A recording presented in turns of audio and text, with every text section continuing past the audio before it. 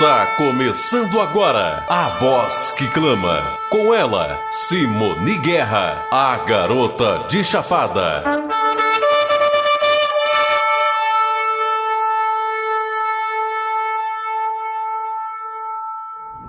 Eu sou conhecida como Simone Guerra, tenho um programa na rádio. Eu acabei me envolvendo com esses estudos sobre restauração e então decidimos gravar uma série com esses estudos. Eu me formei em teologia, tenho mestrado, mas nada disso importa, porque o Eterno, Ele escolhe pessoas simples, pessoas dispostas a estudar, a dedicar tempo para cavocar e tirar os tesouros escondidos na sua palavra. Então, esse é um estudo que nós fizemos. Por 20 anos, nós estivemos estudando sobre as restaurações e agora nós vamos apresentar, então, o conteúdo deste estudo. E vale a pena, porque é maravilhoso o plano que o Eterno tem para nós. Eu convido você para assistir esta série de estudos sobre as 7 restaurações que nós estaremos apresentando, e cada sexta-feira você vai ter aqui no nosso canal a apresentação de uma nova série do nosso estudo. Então, fique ligado, preste atenção, porque cada semana teremos um assunto novo, diferente, e vale a pena você estar conosco.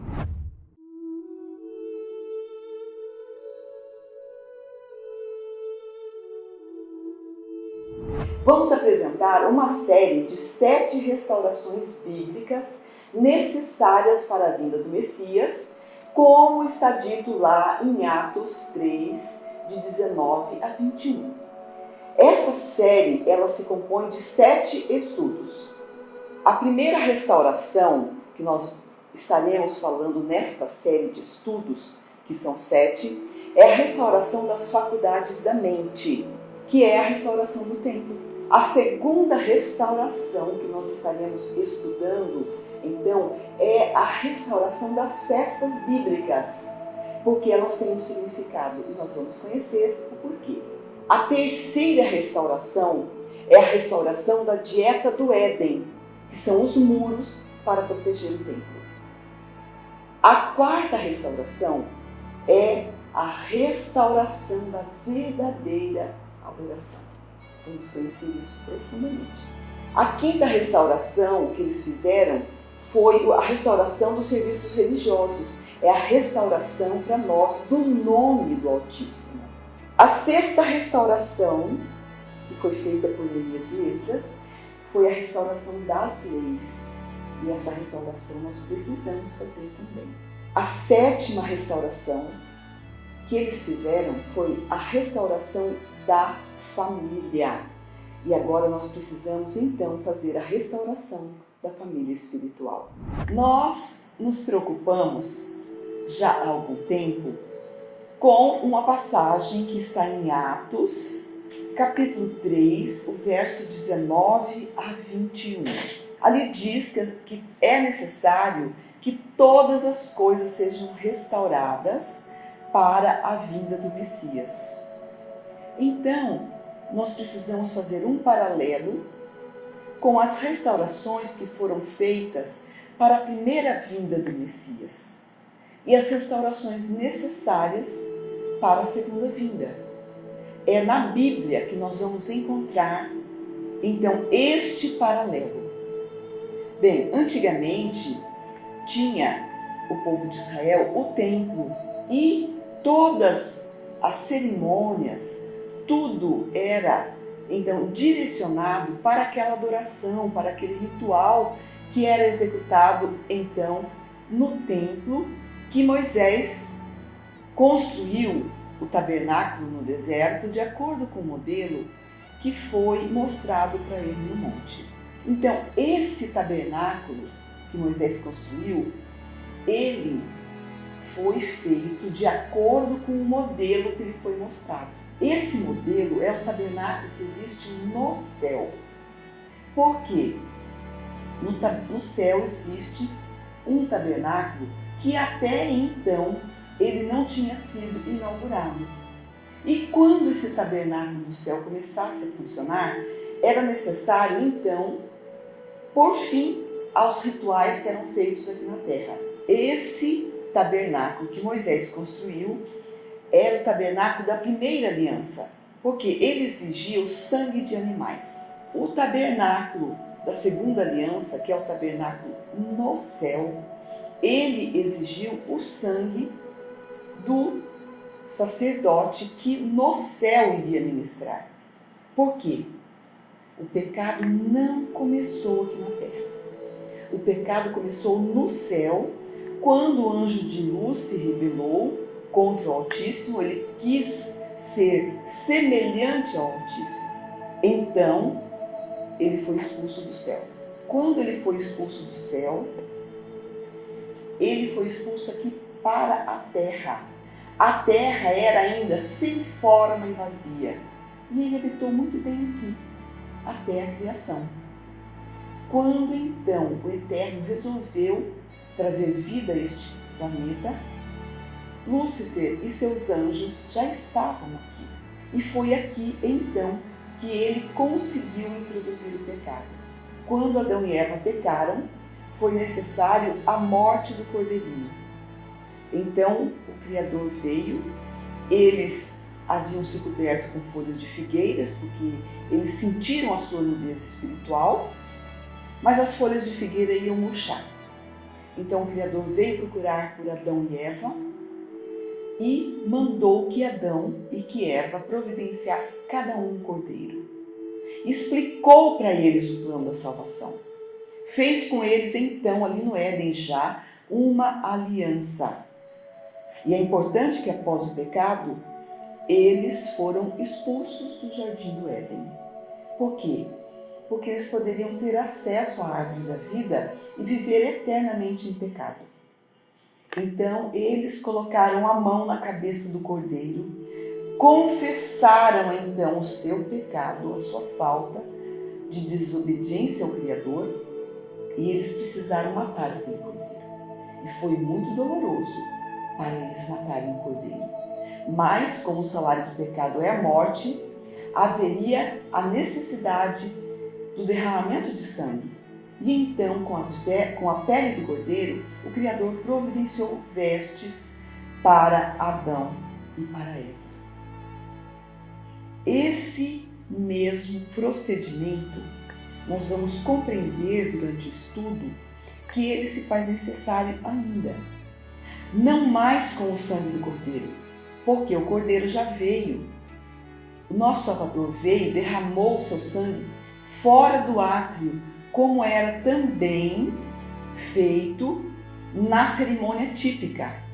O cordeiro morria fora do tabernáculo e o seu sangue era então ministrado dentro do tabernáculo ou dentro do templo, depois que foi construído o templo por Salomão. Nós precisamos compreender que o povo de Israel desobedeceu às ordens do Criador. Eles começaram agora a fazer sacrifícios dos seus próprios filhos, sacrifícios humanos. Eles começaram agora a absorver toda a idolatria de Babilônia. Isso foi muito triste.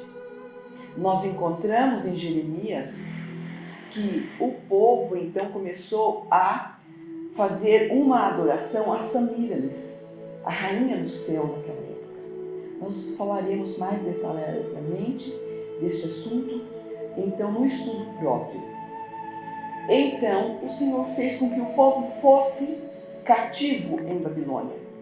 Por 70 anos, o povo de Israel foi para a Babilônia e ali eles então tiveram acesso a todas as falsas adorações.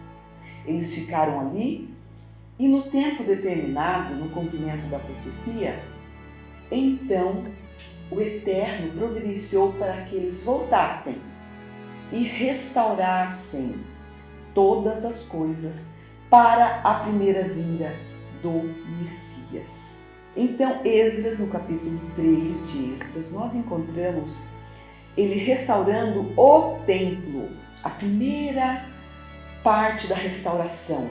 Nós conseguimos catalogar 7 restaurações. A primeira foi o templo. Hoje nós não temos mais o templo. O templo foi destruído de acordo com a profecia do próprio Messias, depois que o povo rejeitou a salvação que o Messias veio trazer. A maioria do povo, alguns aceitaram. E esses fizeram toda a diferença. Mas então o templo foi destruído pela segunda vez e nunca mais foi reconstruído. E nunca mais será reconstruído. Por quê? Porque o ritual do templo, ele já teve o seu cumprimento. Quando o Messias veio, ele veio, derramou o seu sangue fora do átrio, como era o ritual simbólico. E ele levou então esse sangue para ser ministrado, para primeiro ungir o Santo dos Santos e depois ele começar então o seu trabalho ali, no Santuário Celestial. Bem, hoje não temos mais o templo. Então, qual é o templo a ser restaurado? Nós encontramos na palavra, em Romanos 12, o verso 1 e 2, Paulo fala assim: rogo-vos, pois, irmãos, pelas misericórdias do Altíssimo, que apresentei os vossos corpos como sacrifício vivo, santo e agradável, que é o vosso culto racional. E não vos conformeis com este século, mas transformai-vos pela renovação da vossa mente, para que experimenteis qual seja a vontade do Altíssimo para as vossas vidas. Então, o templo ser restaurado, nós encontramos outras passagens também. Em 1 Coríntios 6, o verso 19, Paulo vem também falando que o templo agora é o nosso corpo, onde o nosso Criador quer habitar, através do seu Espírito. Porque quando o sumo sacerdote entrou no Santo dos Santos, no tabernáculo celestial, ele tinha 2 coisas a oferecer. Sacrifício, ele já tinha feito. Então ele foi apresentar o resultado do seu sacrifício. E ele levou o seu próprio sangue para ser ministrado. Porque nem aqui no sistema que foi mostrado a Moisés, não poderia nunca o sumo sacerdote entrar no santuário sem apresentar o sangue. Se ele não levasse o sangue, no caso do tabernáculo aqui, construído por Moisés, o sumo sacerdote morreria. Assim também no ritual simbólico, o sumo sacerdote foi, primeiro ungiu os móveis e depois ele então deixou o sangue para ser ministrado no santuário celestial. Quando ele começou então o seu trabalho ali no santuário celestial, ele já tinha providenciado o sangue para poder entrar no santuário celestial. E então, quando ele entrou, no dia do Pentecostes, ele abençoou o povo. E qual foi a bênção? Ele enviou o Espírito Santo, o dom do Espírito Santo. Porque um sumo sacerdote, ele oferece sacrifícios e dons. E o sumo sacerdote aqui na terra também oferecia o sacrifício e quando ele saía, ele abençoava o povo. Esse mesmo ritual foi feito no céu. Então agora o templo a ser restaurado é o templo da alma. E nós vamos estar falando dele detalhadamente, a restauração das faculdades da mente. Eles restauraram também os serviços simbólicos. Quais foram então esses serviços simbólicos? As festas.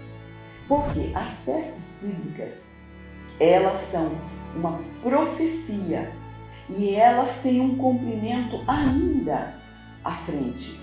A primeira parte das festas já se cumpriu com a morte do cordeiro, com o molho movido, as primícias que eram apresentadas. O povo não via isso porque o sumo sacerdote apresentava isso no templo. E foi assim também. Então, as festas bíblicas, elas vêm restaurando todo o ritual que era apresentado no modelo, no santuário aqui. Mas como ainda faltam coisas a cumprir, então nós precisamos também restaurar as festas bíblicas. Estaremos estudando isso então detalhadamente. Bem, assim que eles restauraram então as festas bíblicas, nós encontramos essa restauração que eles fizeram, né, em Levítico 23, que estava estabelecido, e a restauração que eles fizeram, nós encontramos estudando o livro de Esdras e o livro de Neemias. Eles restauraram todas as festas e começaram então a comemorar cada festa, porque elas têm um significado ainda no futuro. Depois que eles restauraram as festas, eles fizeram outras restaurações. E uma das restaurações que Neemias especialmente trabalhou arduamente foi a restauração dos muros. Por que os muros? Porque os muros iriam proteger o templo.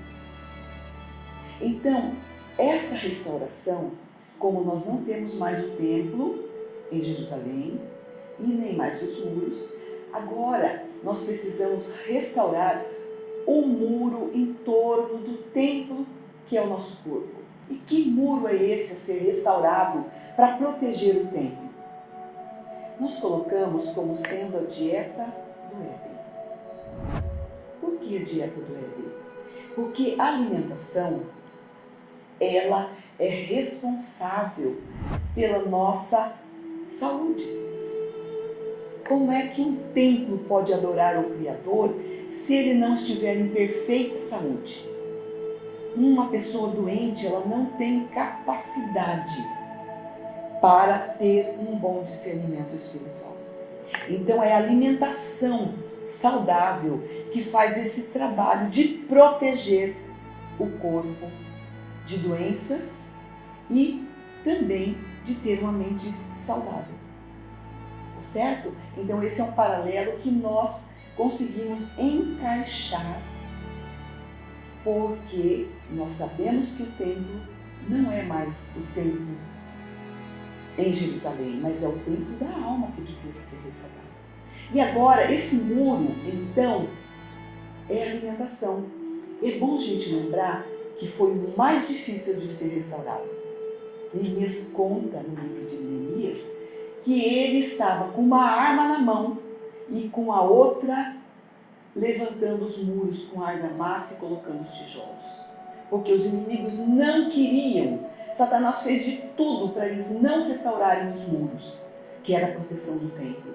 Essa também é a restauração mais difícil que nós encontramos. É restaurar a alimentação adequada para ter uma boa saúde, para ter uma mente clara, para que o Espírito Santo possa atuar através dela. Vamos falar também detalhadamente deste assunto. Entretanto, eles restauraram também a verdadeira adoração. Por quê? Quando eles foram para a Babilônia, eles já estavam com uma idolatria de ídolos, de imagens, que o segundo mandamento proíbe. Então, eles precisaram restaurar a verdadeira adoração ao Criador. E nós precisamos hoje também restaurar essa verdadeira adoração. Por quê? Porque a profecia diz que ia se levantar um poder e que esse poder ia embriagar o mundo inteiro com as suas abominações.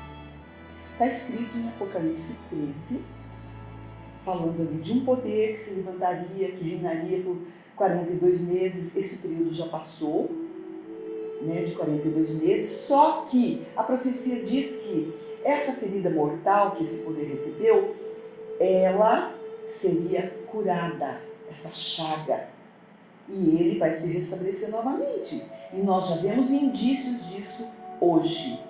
Porém, vamos falar disso mais detalhadamente quando falarmos sobre a verdadeira adoração. Porque nós estamos embriagados. A Bíblia diz que o mundo todo foi embriagado com o vinho de Babilônia. Se a Bíblia diz que o mundo todo foi embriagado, não sobrou ninguém sóbrio. Estamos todos embriagados.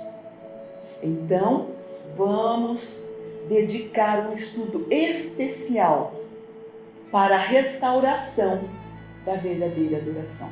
E você vai perceber quanta embriaguez, quanto nós estamos assim atordoados com os vinhos de Babilônia. E eu espero que até então você já comece a praticar uma alimentação saudável. A restauração que eles fizeram em seguida, que eles já tinham restaurado o templo, estavam ainda restaurando os muros, que foi muito demorado. E após restaurar também a verdadeira adoração, eles começaram então a restaurar os serviços religiosos. O que eram então os serviços religiosos? Era a imolação do cordeiro, era todo aquele ritual que eles tinham, né? Para preparar as pessoas, para acostumarem que as pessoas fossem ao templo, levar o cordeirinho, levar todo aquele ritual que era pedido, né? Os pães. Então todo esse ritual já teve fim. Não precisamos mais hoje preparar pão para colocar no templo, para comer no templo, porque não existe mais o templo. Mas tem um serviço religioso que nós precisamos restaurar. É o nome do Altíssimo. Porque foi profetizado também em Apocalipse 13, versos 5 e 6, que esse poder que dominou durante 1260 anos, embriagou o mundo todo, eles mudaram o nome do Altíssimo. Quando você viaja para o exterior, você vai apresentar um único documento, que é o seu passaporte. E ali está o seu nome como ele é na origem. Se você é brasileiro, ele vai dar o seu nome. E onde quer que você vá, este será o seu nome. Não existe transliteração, não existe mudança de nome, porque o seu nome é aquele do seu registro.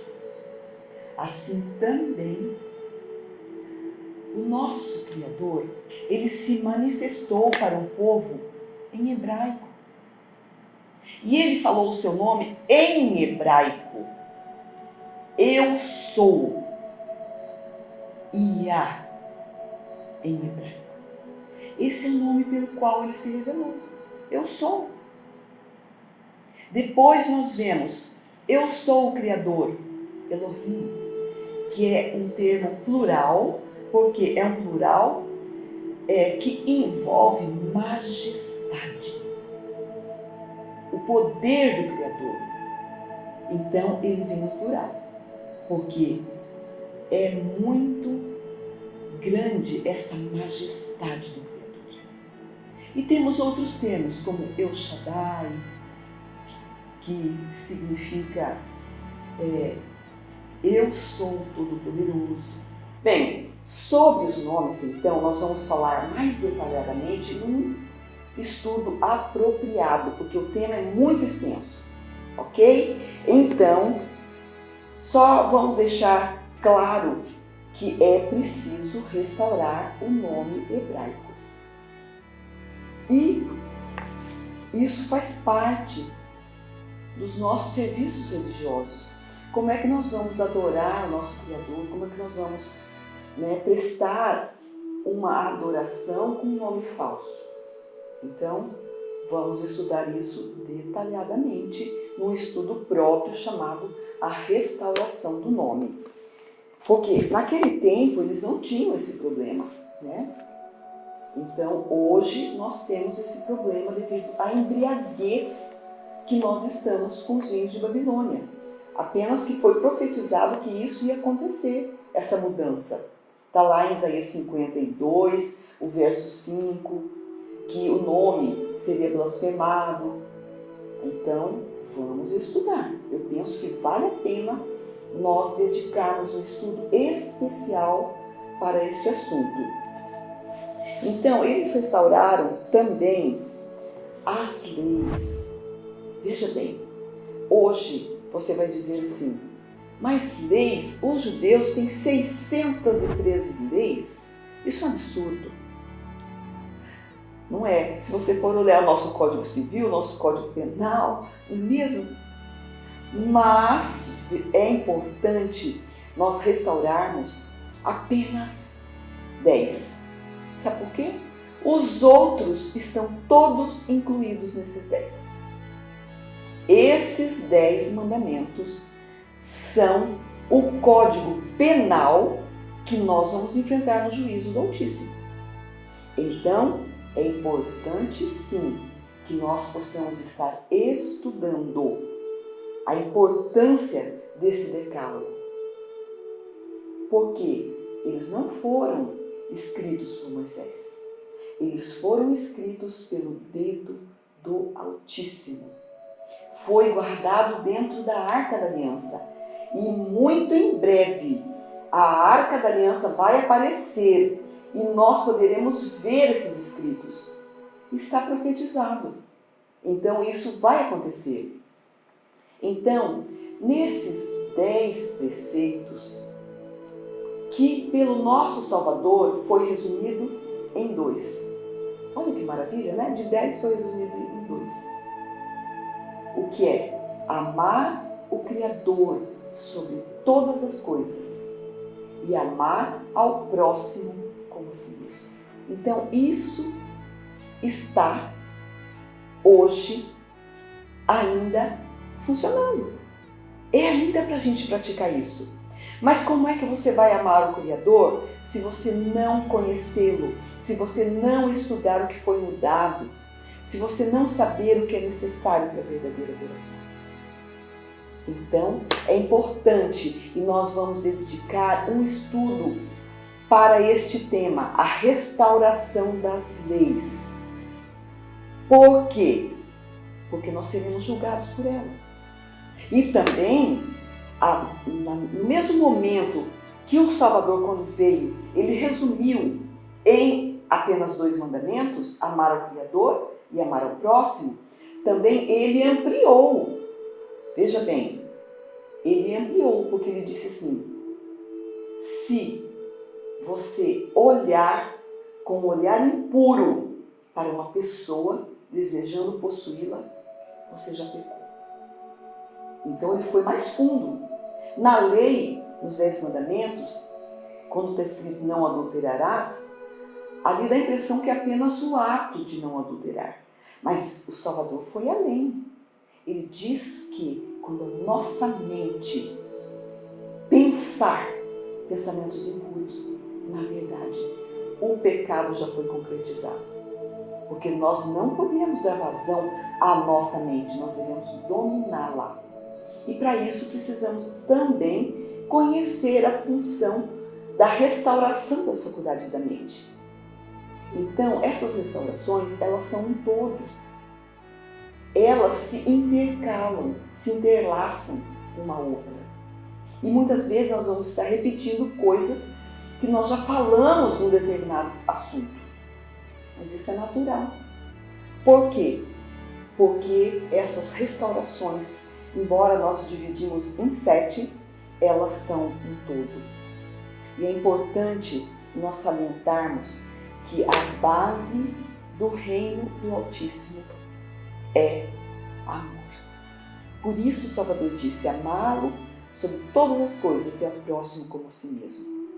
Porque nós encontramos também em Coríntios, 1 Coríntios 13, Paulo vem falando ali, não adianta você pregar, não adianta você profetizar, não adianta você fazer boas ações, ajudar o próximo, Se você não tiver amor, nada disso tem valor. Então, o amor é a base do reino do Altíssimo. Sem amor, é impossível fazer a sua vontade e guardar os seus mandamentos. Até porque o Salvador disse: se me amais, guardareis os meus mandamentos. Então, a base do reino é amor. Só que, embora a base do reino seja amor, é também justiça. E nós precisamos compreender que ele vem agora em juízo. E nós precisamos então conhecer as leis que estarão para sempre, não só nessa terra renovada, depois de um milênio com ele no céu, consultando os livros, nós voltaremos para cá. Aqui vai ser o nosso habitat. A terra vai descansar por 1000 anos, porque não descansou, não obedeceu a lei do Criador, então a terra vai descansar.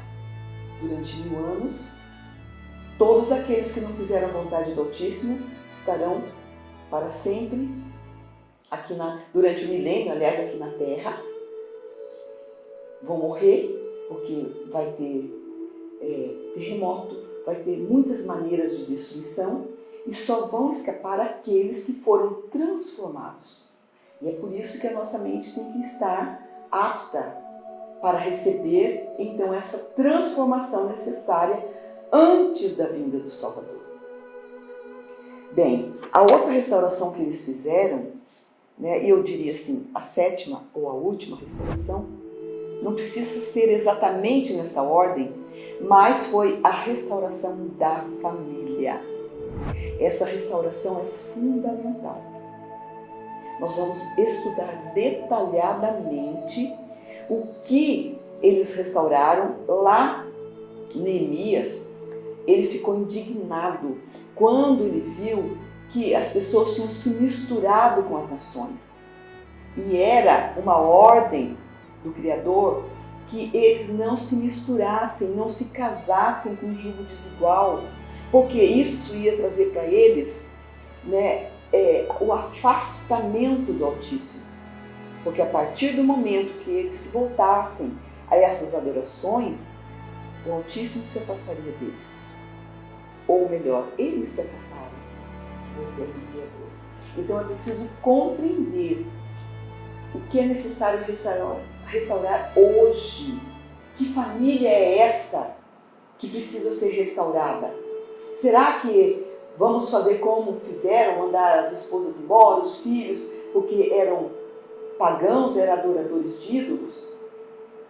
Hoje é outra restauração, é a família espiritual. Precisamos compreender o que está em Apocalipse, porque em cada porta da cidade tem o nome de uma das tribos dos filhos de Israel ou de Jacó.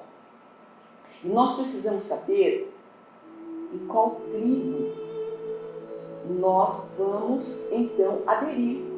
Nós somos enxertados, seremos enxertados. E agora, então, nós, através do nosso caráter, nós vamos estudar isso detalhadamente, nós faremos parte de uma dessas tribos. E não é difícil você conhecer isso. Estudando a bênção que Jacó, antes de morrer, deixou aos seus filhos, e também aquilo que Moisés deixou também sobre cada uma das tribos, nós conhecemos o caráter de cada um.